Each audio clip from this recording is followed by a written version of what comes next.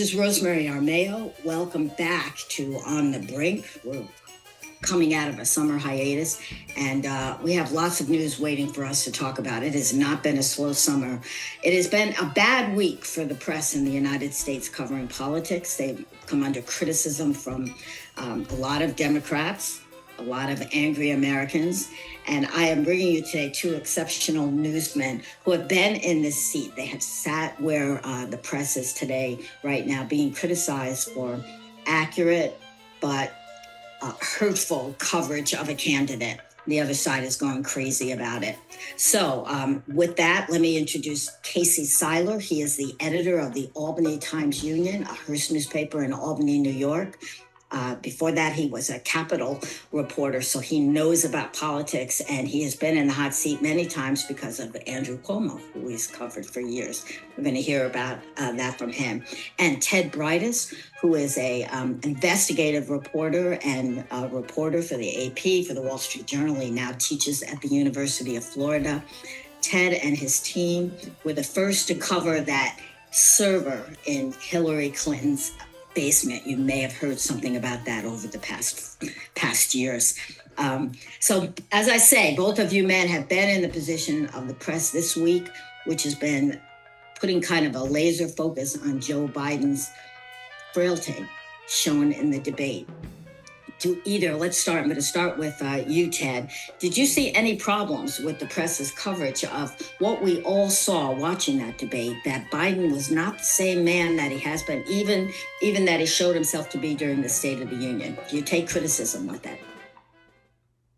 No, I don't see criticism of the coverage of Biden's performance in the debate. We all watched the debate, and what we saw was a moment where the president of the United States, the incumbent and a candidate for president, was not sharp and not conveying sharp thinking, and that was remarkable. I think the criticism that I've seen that I think is credible is, where has the coverage of this type of behavior by President Biden, where has it been?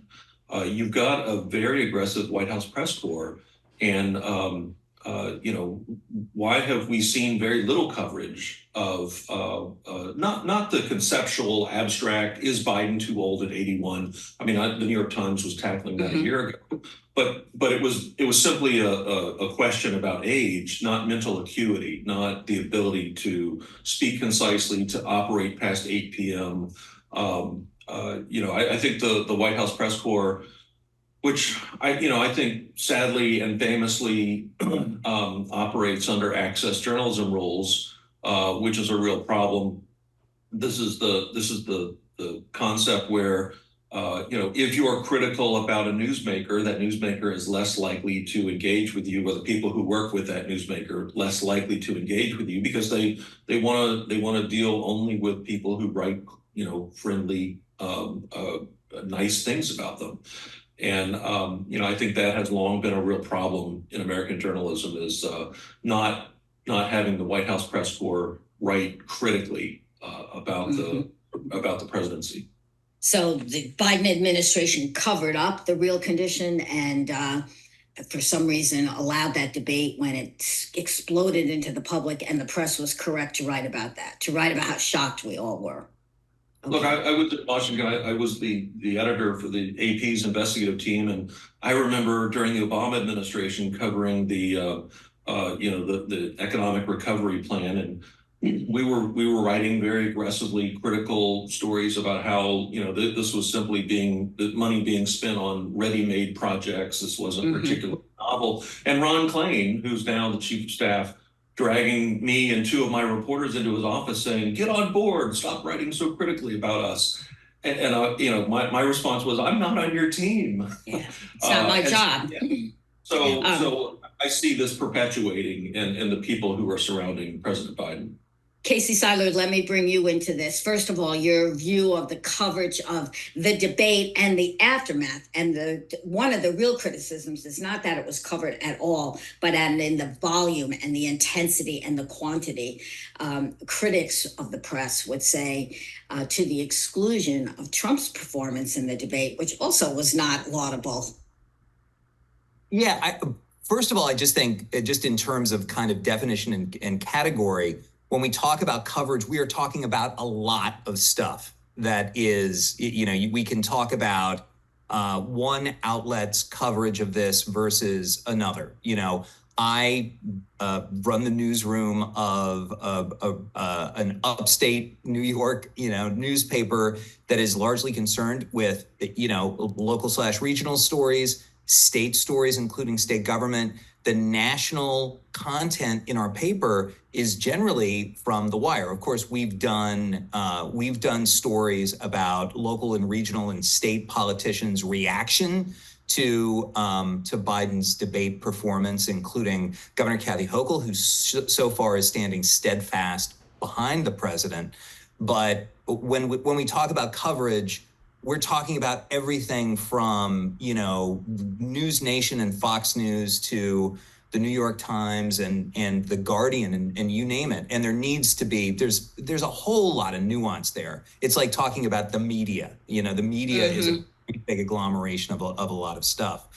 But no, I mean, the president's debate performance was very, very bad. Even people who are diehard partisans within the kind of democratic, like Pod Save America, and those guys are 100%. They come from kind of the consultantocracy, if you will, and even they recognized, look, this is not a media invention. This is not something that the media cooked up. This is a major development that was exposed by the president's performance that fed into and was a prime example of concerns about the president's age, or concerns about the age of both candidates. Right. But in this case, Biden's performance was so poor compared to what he needed to do, and compared to the fact that he had chosen this debate format, chosen to have it this early in the cycle. In other words, this was a playing field that he had mowed, and he created a catastrophe by himself, basically. He said, "Watch me drive this car around the track," and he drove it right into the wall.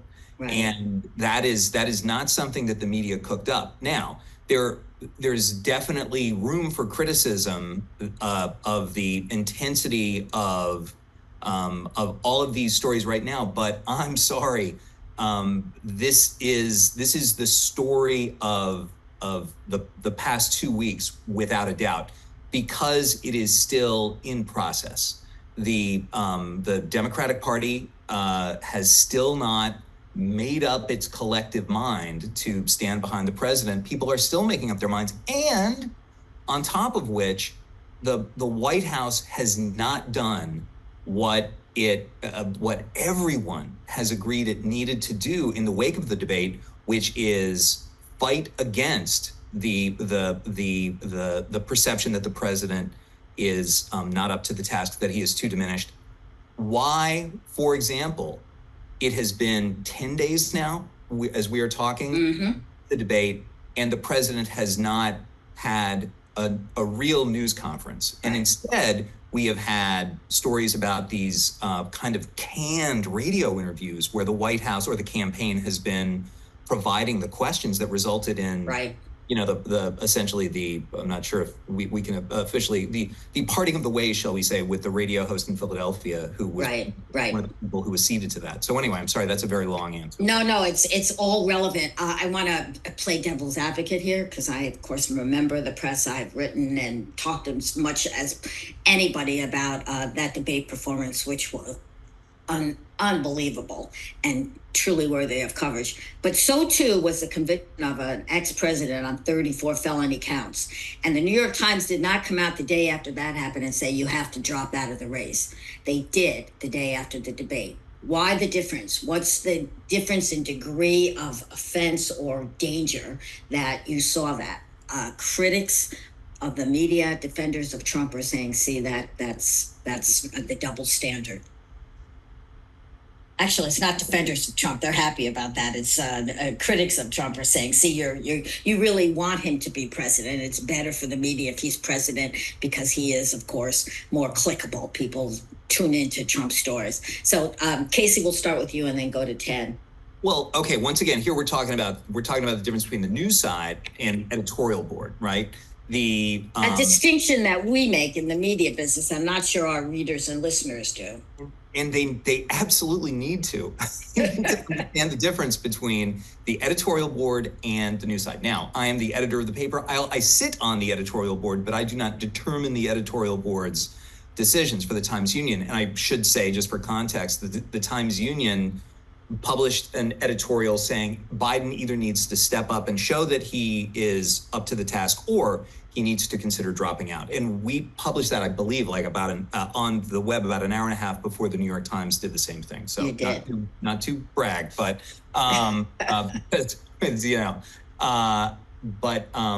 the editorial board of the New York Times, like lots of other papers, including the Times-Union, has said over and over and over again that Donald Trump is unfit for office. They have said that over and over and over again. Do they need to say that again the day after Trump is convicted? I don't know if they need to. They certainly should opine on it, on how this is yet another sign that he is unfit for office. But I think it was the Philadelphia Inquirer that was one of the papers that did an editorial that said, after the debate performance, Donald Trump needs to drop out of the race as well. And I'm sorry, it's a little bit of stunt. It's a little bit of kind of performative, oh yeah, well, you do kind of editorializing. And our editorial board has said that Donald Trump is unfit for office for any number of reasons. I don't think that the debate changed in any way that assessment. Okay, Ted, let me switch to you. What is the role of the press here? You've already said they're not cheerleaders. They're not on the team of one candidate or another. But do they have a responsibility to press for some sort of action? Joe Biden, have a neurological test. Or Joe Biden, you need to retire, pull away, go back home to Delaware. Or Trump, you're unfit, get out of the race. Is it up to the media to campaign and to editorialize and stump for those kinds of things? Well, I really appreciate you guys drawing the distinction between the editorial side of the media organizations and the news side. There is a major difference, and the news side not supposed to express opinions or be subjective in its reporting, and I think by and large we do a pretty good job about that. You did see Stephanopoulos in the interview pressing President Biden, will you take a cognitive test? Will you see a neurologist? And it wasn't until a few days later that the White House press secretary said, in fact, over the course of his term, he's seen a neurologist 3 times. That's new information to us. Why is that not coming out? You asked earlier about Trump's behavior and why post conviction we didn't see the same types of calls for resignation. And I think Casey nailed it. A lot of news organizations, the editorial side, has said Trump is unfit for the presidency. Look, what Trump was convicted for is stuff that we already reported. We already knew what was happening. It was simply a jury determining that it was in fact a legal violation. My reporting team uncovered the Trump doorman rumor and the fact that the National Enquirer had paid this doorman at Trump's building $30,000 so that it would own his story and made him sign a non-disclosure so he couldn't tell anybody else this false report that Trump had fathered a child out of wedlock. And that was the heart of one of the complaints in the New York case. That had come out in 2017, 2018. So it wasn't necessarily new. I mean, what I think what we're seeing when Trump, when he's making his stump speeches, for example, he's repeating a lot of the same stuff that we've already covered and written about. It's not that there has been a vacuum of Trump coverage. It's simply that he's been overtaken now by a a very serious and significant issue, and that is the question about Biden's acuity and whether or not the night of the debate represented an episode or something much more serious and long-serving. We need to take a break here. We'll be back in a minute. We're talking with Casey Seiler, the editor of the Times Union, and Ted Britus, who's a professor at the University of Florida and a longtime investigative reporter and editor. Back in a moment.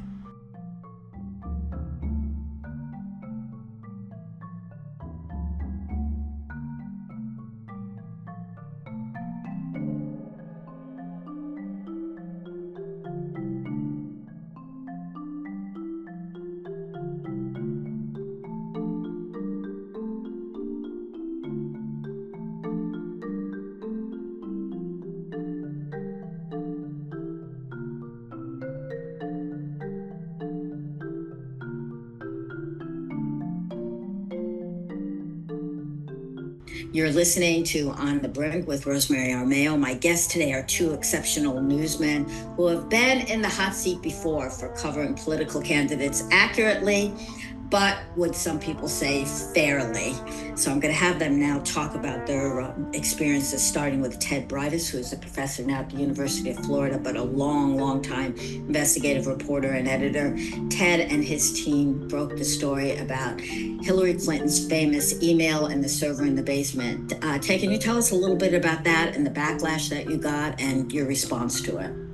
Sure. Well, it actually started, much earlier when Hillary Clinton was running for the Democratic nomination against, Barack Obama, and we had, as a matter of course, we had been requesting Hillary Clinton's emails from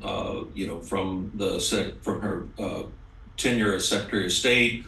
We had tried to obtain emails when she was a senator. Communicating with federal agencies, those are accessible to us under the FOIA. And, what we were told by the State Department when she was running was, we can't find any of her emails, which immediately, raised suspicion. So months later, House Republicans had leaked out the fact that she was using a private email address to conduct official government business. And my team began looking into, well, where does that address point to physically? Where's the server that it resides on? Was it sitting in a data warehouse out in Colorado somewhere? Was it protected from hackers or physical threats? And by using public data, public historical public internet data, we were able to trace back the IP address associated with that domain back to Chappaqua, New York, which it was very familiar as the Clintons' home. And so we were able to write a story. I think this, from start to finish, it took about 48 hours for us to do this reporting, and wrote a story saying that she's operating a private email server. And this would have allowed her unprecedented control over access to records and emails and contemporaneous communications that were, frankly, public data. I mean, this is information that's owned by the American public, and we were being precluded from reviewing it and evaluating her performance and her decisions at the time. And I remember publishing that story one morning that she was operating this homebrew, internet email server, and it took 9 days for the Clinton campaign to officially respond. They just went radio silent. We were talking to people on the inside. We tracked down the IT professionals that our campaign had employed. And they all said, look, we've been specifically told not to talk to you. So good luck elsewhere. Mm-hmm. And for 9 days, AP was alone with this report that she was running the server, out of her house, and how inappropriate that was. We didn't say that it was illegal because I think there were some questions about the legality, and it wasn't our call to make that. But just in terms of the type of behavior and no one else was reporting this without attributing it and crediting it in a very caveated way to the AP's reporting. And I remember starting to get pushback from other news organizations saying, gosh, Hillary is so just being so silent about this that maybe AP got it wrong. We're waiting for AP to issue the correction. And finally, she holds this news conference at the United Nations and says, "Yeah, I did it, and there's nothing wrong with what I did." And it was, it was a 9-day window. Um, it was a time when we were under ferocious criticism, not just in the early days, but of course, as other news organizations now had the candidate, acknowledging that she had done this and how unusual it was. I mean, lots of politicians have used private email addresses to conduct official business. We've written about Mitt Romney and others, but running a server was a whole other thing. Mhm. And the Democrats, the Democrat media, the democratically aligned media within the partisan press, were calling for our heads. And I remember having conversations with Sally Busby, who was just retired as the Washington Post editor, but at the time was the bureau chief for the AP and my boss in Washington, and her saying, "Stick with it. We got your back because this is accurate, objective, confirmed reporting. You're doing everything right, and it's an important issue." Now, did the email issue and was it then leveraged by other media to represent something more than what we reported? Yeah, I think that was the criticism, and I think that's the nature of the but her emails. I've seen Clinton wear Yes. a hat that says "but her emails." Yeah, I wanted to ask you if you felt any guilt about that. Like as you say, you've done everything right, but that was used as a cudgel against her. And is that not on us, the press, that collective press that Casey tells us doesn't really exist, but we know it does? I I did have say zero. Yeah, I have zero guilt. Zero guilt. He's unrepentant. You did what you were supposed to do. I did, and I think it's really important to note that my investigative team, we weren't just paying attention to Hillary Clinton's campaign. Within a matter of months, we reported that Paul Manafort, who was at the time Trump's campaign chairman, he was engaged in illegal foreign lobbying. That coverage by us breaking that story ended up getting him indicted and sent to federal prison, fired by the campaign. We look at all the candidates and we try to uncover what voters need to know about the candidates and the behavior of those people around them. I've tried to tell people that the press goes after anyone in power. We don't care if they're a Republican or a Democrat. If there's a story there, that's what we're hungering for. And they don't believe it. They just see it as their person or their idea under attack. Casey, you came into some of this when your team began looking at sexual harassment allegations and stories regarding who was then a very popular governor, Andrew Cuomo, in New York. Can you tell us a little bit about that? Yeah, so this is the end. You have to remember where Andrew Cuomo was sort of in the middle and even to the end of 2020. He was the nation's favorite COVID era uncle. He was famous for his daily briefings that really did or were presented as serving as kind of a fact-based alternative to what the Trump White House at the time was presenting on the course of the pandemic. And the governor, his approval ratings just went through the roof, and I was getting calls from friends of mine in Kentucky and Wyoming saying, Andrew Cuomo, he's awesome. And then, of course, towards the end of 2020, the portrait began to become a little bit more shadowed. There was, of course, the debate over whether or not a state health department policy contributed to fatalities in nursing homes, COVID fatalities in nursing homes. And then in December of 2020, the first stories or allegations being leveled against the governor that he had engaged in sexual misconduct with women, including women who worked, on his staff in the executive chamber.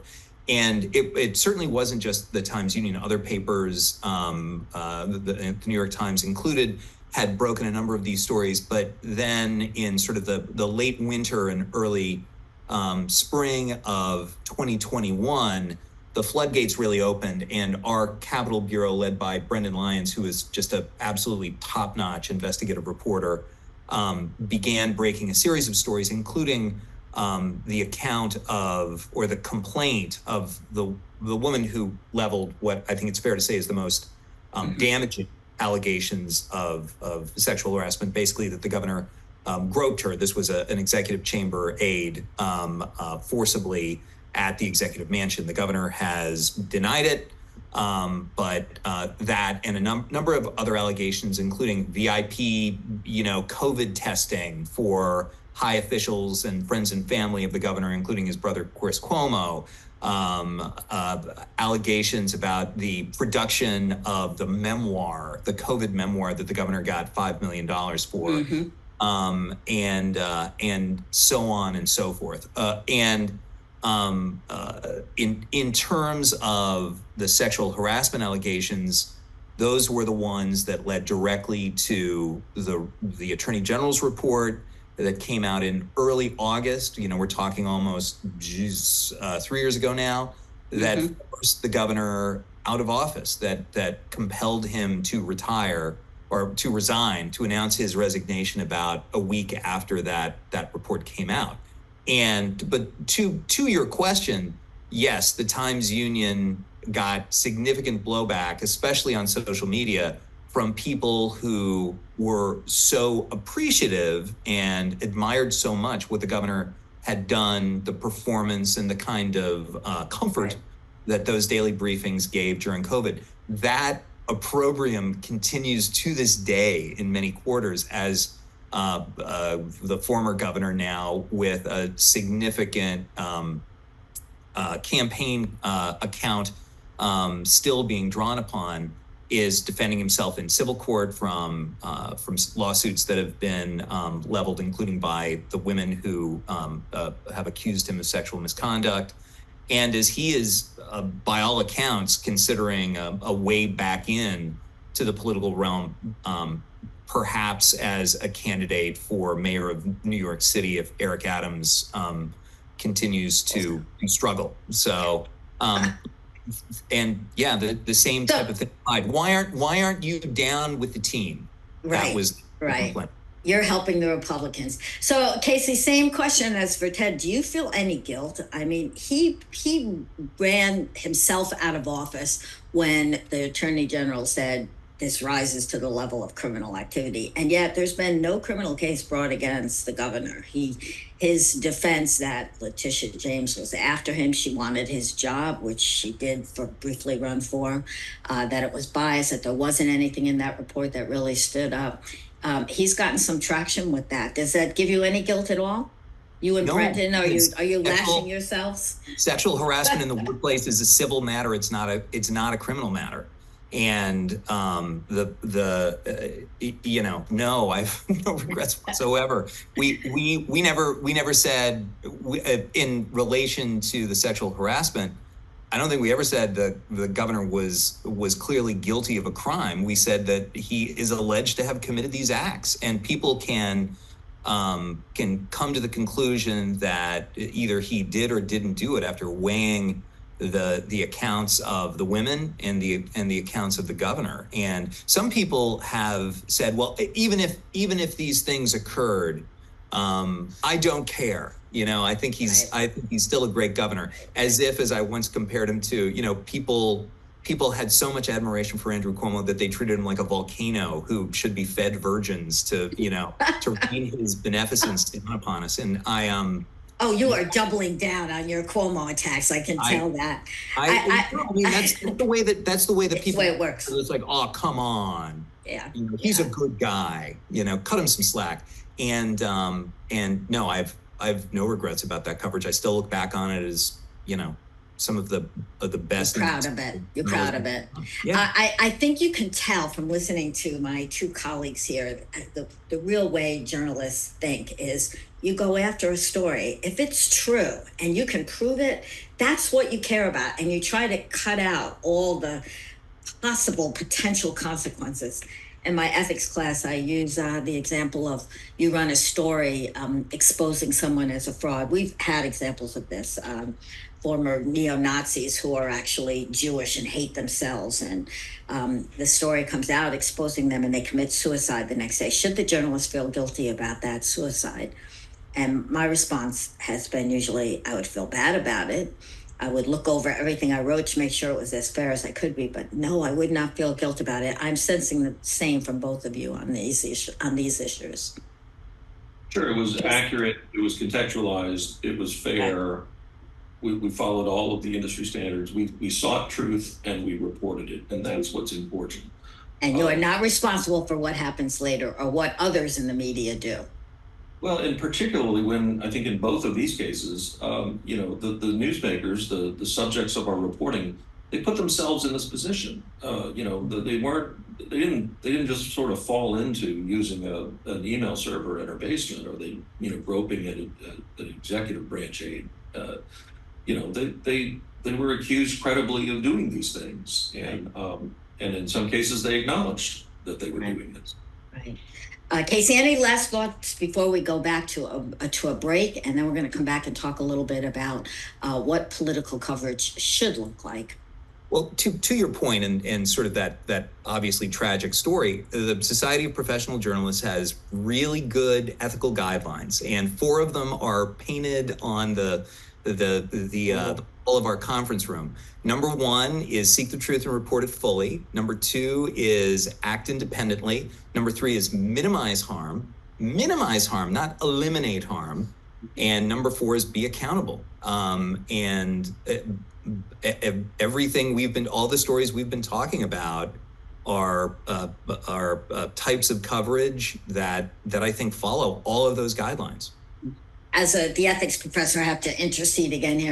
It's that minimize harm one that gets us in trouble with our public, because we're raised as Americans to be nice to people, to be polite, to give them the benefit of the doubt. And that is not the same as minimizing harm. Some people are going to get hurt when you tell a true story. Right. We'll be back in a minute with more from Casey Seiler, editor of the Times Union, and Ted Britus, investigative reporter and professor.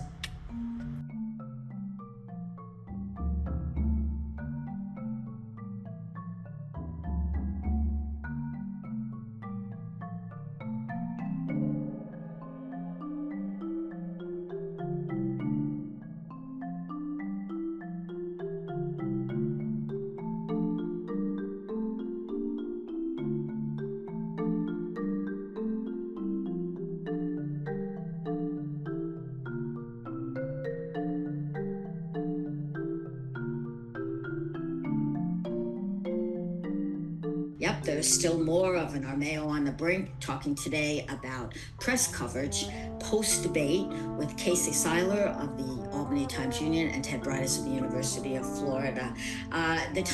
New York Times ran into trouble not just for their Biden coverage, calling for him to pull out of the race, but for a guest opinion column. So Casey, this is opinion, not the news section, but it was written by Matthew Walther, if I'm saying his name correctly. Those of you who will look it up after hearing this will find that there's now an editor note attached to it. But in this guest column, he wrote how he proudly was not going to vote. That was legitimate. He actually seemed to urge other people to also not vote, which is kind of anathema to American values. Of course, we all vote. The correction that's now appended to it says that Walters himself actually did do some voting in the past few years. So what's the role here? I know you're a newsman, and I'm asking you to talk about an opinion column, but that hurts us. People saw that as proof that the New York Times really does want Trump to win. Their circulation figures might benefit if it does, and that this was a completely inappropriate column. They have been in trouble before for editorials that they have written. A previous editorial page editor lost his job over it. Ted, let me start with you. Did you read the column? What'd you think?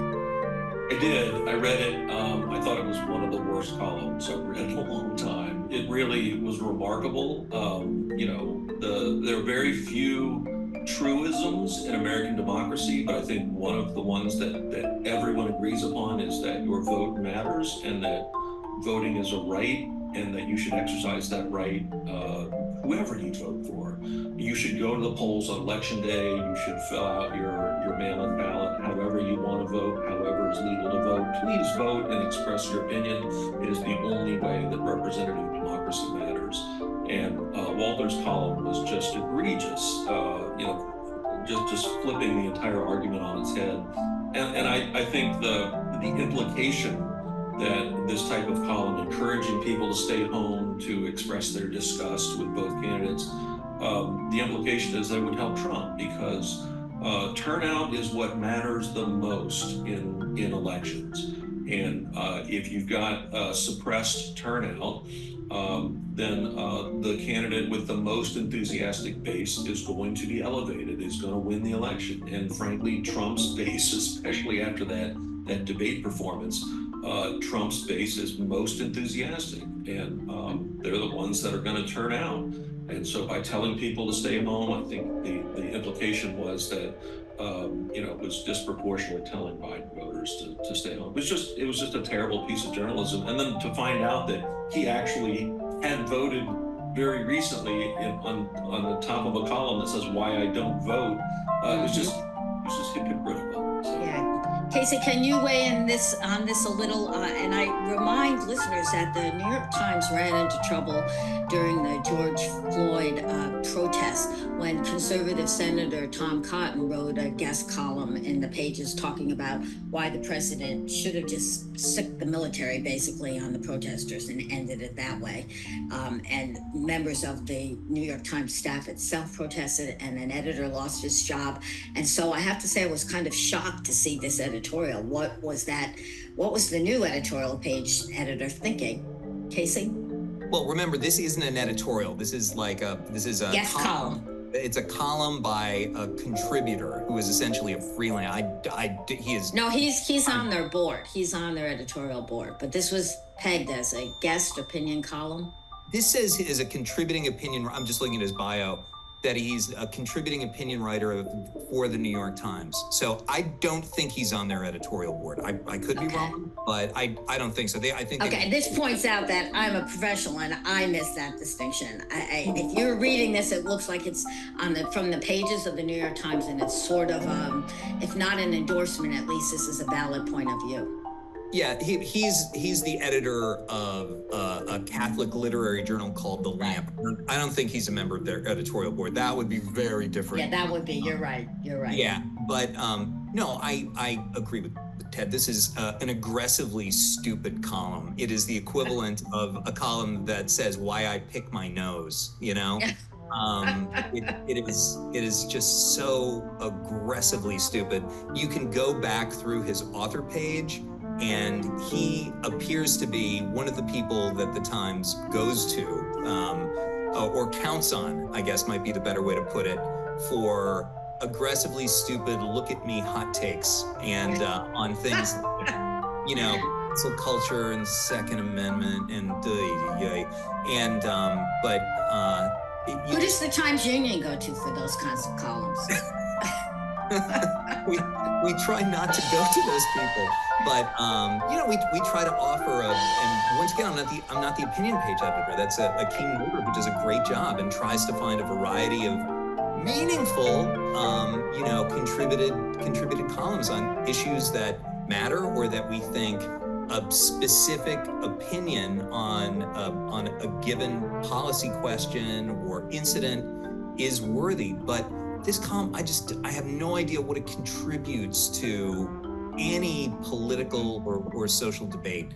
The don't go vote because your vote doesn't matter is just fundamentally, it's not so deleterious. It's terrible. Yeah. I know both of you though are pointing to a reality where we're sort of hiding, saying that's not me, that's the opinion page.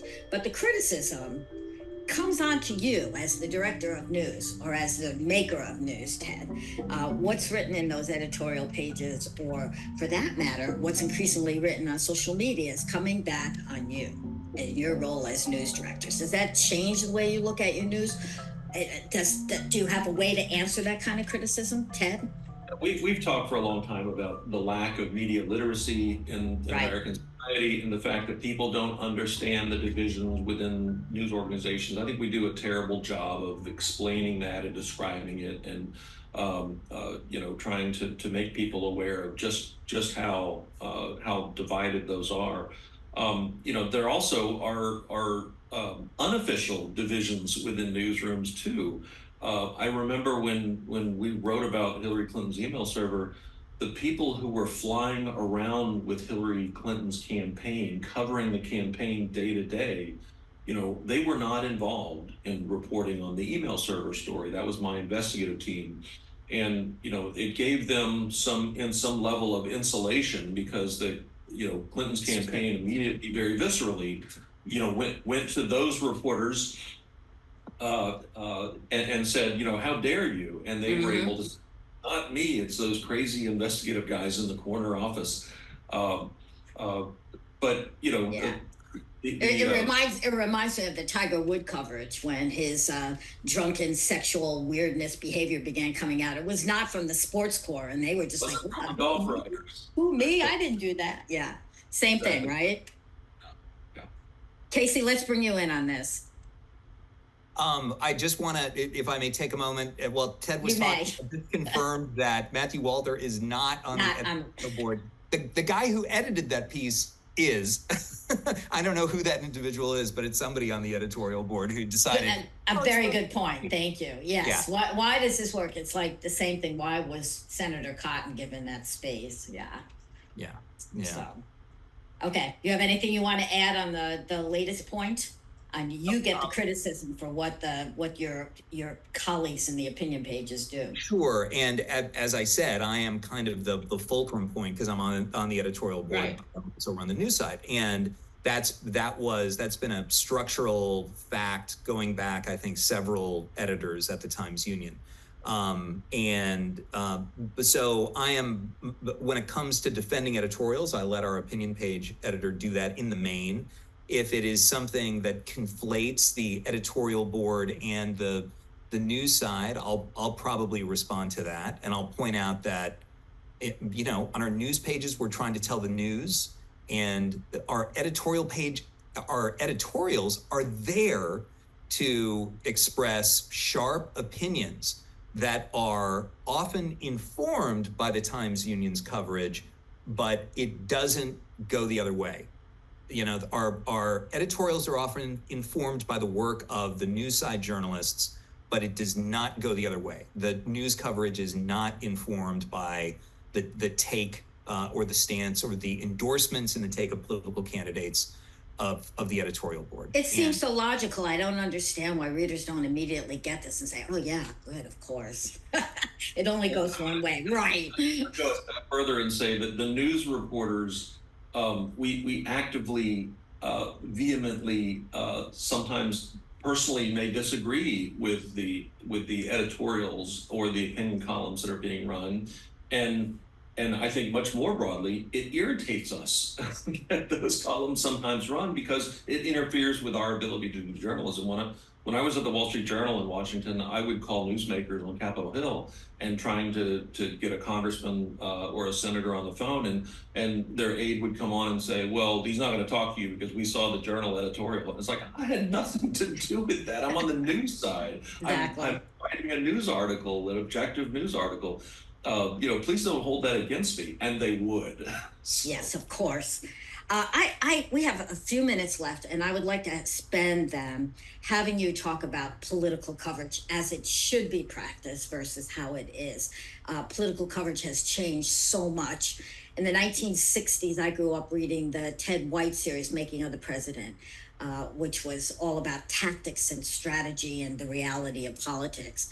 I keep wondering what his books would look like if he were still writing them today. And political coverage has markedly changed since Trump. He taught us lessons. I don't know if we learned them, but he tried to teach us lessons about overexposing candidates, about calling out and fact checking their lies. Is the coverage in 2024 now different in good ways and bad from 2016? And I want you to put your opinions in it. If you were editor of The World, of that whole media block that doesn't really exist, Casey, what rules would you put into place? And I'll start with Casey. Oh God. Well, I should preface this by saying that I consider myself to be relatively well read in political literature, but I haven't read a single one of the Teddy White books. None of them. Wow. But okay, that's your homework, Professor Armao. Oh my God, that's like a stack about yay tall, isn't it? But a book that I do love is Richard Ben Kramer's What It Takes, which is about the '88 election, particularly about the kind of selection of the candidates during the primary season. It's one of the best. It includes pocket bios, if you will, of all of the candidates. Fantastic on George H.W. Bush, and probably some of the best writing about Joe Biden that I've read about his career to that point. But in terms of setting rules for journalism, I think it's just, I think more than anything else, it is making sure that you are working in an atmosphere that includes the kind of BS tsunami of social media around you all the time, that you need to understand and acknowledge something which may be trending on social media, and you need to respond to it without becoming slavishly devoted to trying to knock down everything, but not paying attention to what is going on social media is like not paying attention to whether or not there's a category 4 hurricane, rolling past your building. Okay. Does that make sense? It does make sense. Ted, how about you? I'm thinking of big criticism of the press for a long time now that we're more interested in polls and covering the horse race rather than the issues. And yet when I look at what is considered great coverage of the issues, it's boring, sluggish, and you might as well write a Hillary Clinton white paper no one's going to look at. How do you balance, or do we have to balance horse race coverage with issues? And are there other rules besides that balance? Wide open question here. The problems of our 2016 coverage, I think, have resonated, and we're not seeing live hour-long shots of campaign stops. I think there's more fact checking involved. We're taking hyperbolic statements much more seriously. I think all those things are good. What Casey talked about, beware of the social media storm. I think that speaks to a degree to the personal branding of some of the campaign reporters who have become stars within their newsrooms, because they do generate so much interest and so much criticism. And we have to be mindful of the fact that so much of the social media tidal wave of content pushed at us is coming from bot farms and very sophisticated political campaigns that are actually behind these things. Twitter is not representative of American readers. I think we need to get reporters off the campaign planes and into the parts of the country where voters are and talking to them. I mean, you talked about policy positions, Medicare reform and Social Security entitlements. Get out and talk to retirees or talk to impoverished mothers who are looking for health care for their kids, and for a better understanding of how these policy proposals are going to affect Americans. that is compelling. And that's frankly how we ought to be informing voters and readers. How about polls?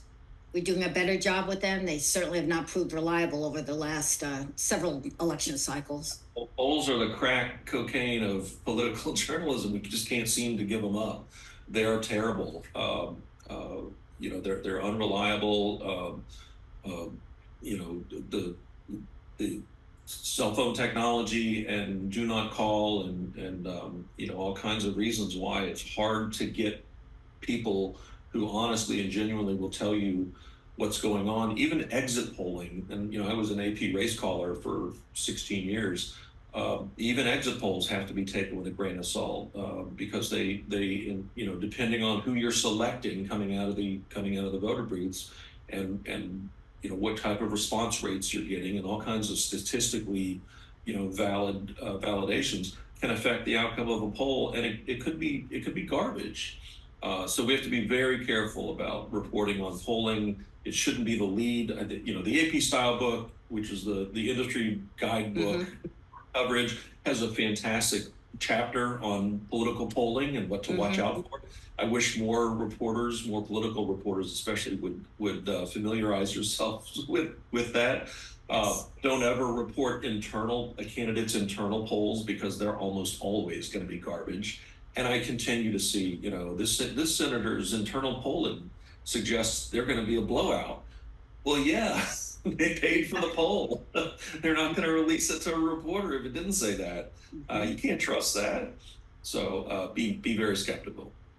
If you had one criticism, just one, and I probably have many, of press coverage this past election cycle, not just the debate, but before then, what would it be? Ted first?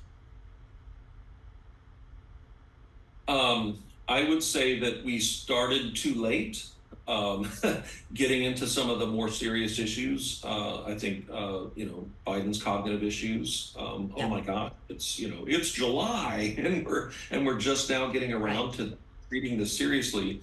And also the Project 2025 on the Trump side and some of the other sort of crazy things that he and his supporters and people who surround him are proposing really ought to be much more fully and fulsomely explored. Social media has exploded since the debate on 2025. That project interest in it has increased. It's trebled, I understand, since the debate. So, Casey, how about you? What's your one main criticism of press coverage at this time? Well, I think one of them would be being alive to history, and and the kind of it can't happen here thinking can easily be knocked down by looking at the ways in which but the former occupant of this chair, Harry Rosenfeld, was a refugee from Nazi Germany, who ended up, helping to shape a lot of the Watergate coverage of the Washington Post. Harry, in his final years, became a stark critic of Donald Trump because, and he wrote it very eloquently, he heard echoes of 1930s Germany, of his childhood, in a lot of the rhetoric. And I think being alive to the kind of historical precedents that we might be facing. I mean, nations don't 5 years ahead of becoming autocracies. They don't go, you know what? I think we're becoming a dictatorship. We need to watch that. It happens very slowly and very subtly. And I think we need to be aware of that. And also far less down on the ladder of seriousness, enough hot takes on the media. Having spent an hour engaging in kind of discussion, I think that type of, I'm not sure if it's navel gazing or gazing at another part of our collective media industry anatomy, but I think that we need to just do more reporting and stop